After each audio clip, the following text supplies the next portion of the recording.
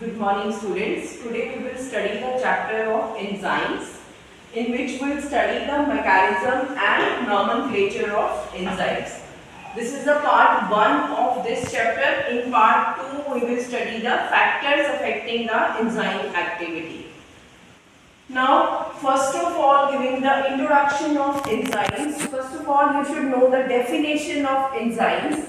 They are the protein molecules which catalyze the biochemical reactions. Biochemical reactions means, bio means living, and chemical means they are carrying out the chemical reactions in the living cells without being consumed in it. That means they are not at all consumed themselves, but they catalyze the biochemical reactions like urease, amylase, lipase, esterase. There are so many enzymes in the nature. Now, first of all, you should know what enzymes are made up of. Enzyme consists of a protein part which is inactive. This is called as apoenzyme. When it is mixed with non-protein part, which is inactive form of the enzyme in the form of cofactors. When apoenzyme reacts with any cofactor, cofactor may be either metal ions or it may be coenzymes. Both of them increase the rate of reaction.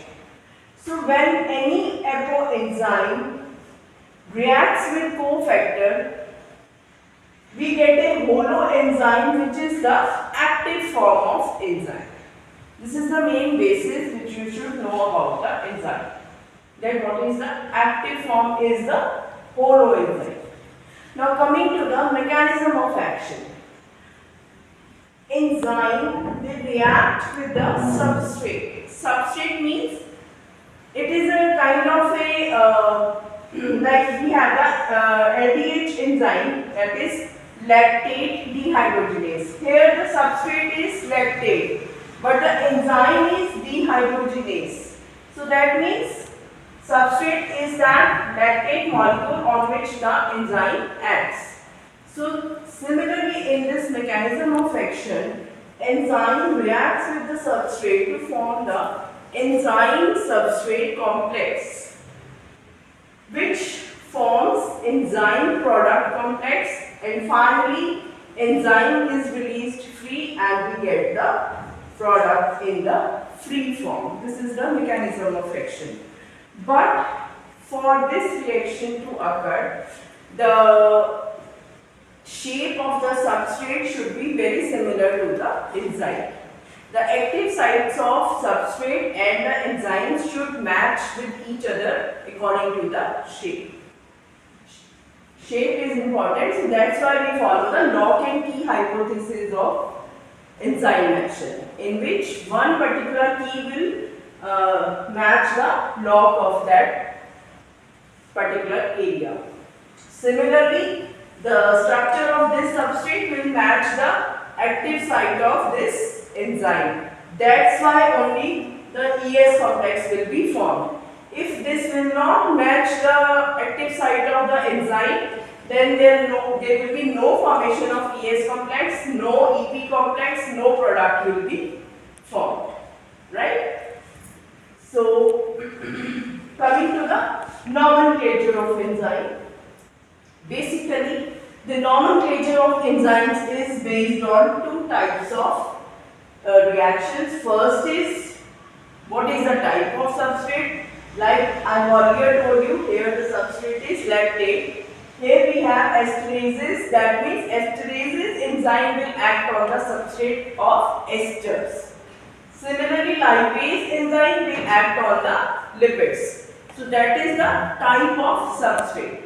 Second point which we consider during the nomenclature is the type of reaction catalyzed. That means enzyme is catalyzing which kind of reaction. Whether it is doing hydrolysis, then hydrolases. If it is doing reduction, then reductases. If it is doing oxidation, then we will use the enzyme oxidases. So based on on these 2 points, we have divided the classification of enzyme into 6 classes. The simple way to remember these classes is OTHLIL, where the O, which is the first class, it stands for oxidoreductases. That means enzymes which carry out the oxidation reduction reactions like in redox reactions. Second is your transferases. As the name indicates, it will definitely transfer some groups from one part to another. So we have the simplest example here is transaminases. That means it will transfer amino group from one molecule to another molecule. Similarly, we have transacylases, which will carry out the transfer of acyl group. Then third class is your lyases. That means those enzymes which are involved in, third class is hydrolases, OTHLIL. So H stands for hydrolases. That means enzymes which are involved in hydrolytic reactions or where the hydrolysis is required. For example, proteinases will do the hydrolysis of proteins, carbohydrases will do the hydrolysis of carbohydrates, lipids, lipases will do the hydrolysis of lipids. Fourth class of enzymes is lyases. That means bond cleavage. Lyases comes from the word lysis, means cleavage, breakage. So bond cleavage between carbon-carbon bond, carbon-oxygen bond, carbon-nitrogen bond. Similarly, next class is isomerases. These are those enzymes which are involved in isomerization reactions, like you have studied cis and trans isomerism in your earlier classes. So in that cases, isomerases will be involved. And the last class is ligases. Ligase means to join something, to form some bonds. So joining or formation of bonds, that is CC carbon-carbon bonds, carbon-oxygen bonds, carbon-nitrogen bonds. They are joining here, and in lyases these bonds are breaking. Here it is the joining of bonds, here it is the breaking of bonds. So thank you so much for listening very carefully.